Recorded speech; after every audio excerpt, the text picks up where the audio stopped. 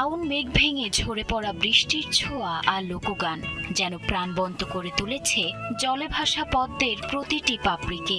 সবুজের মাঝে এক রাস মুগ্ধতা নিয়ে প্রকৃতিতে হাজির জলজ ফুলের রানী।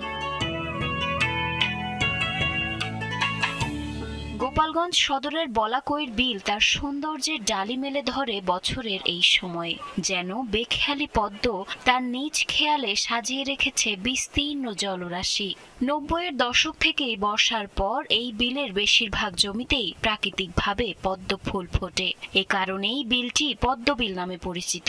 প্রথমবার আসছি যখন অনেক ভালো লাগছে, আগে কখনো আসি নাই।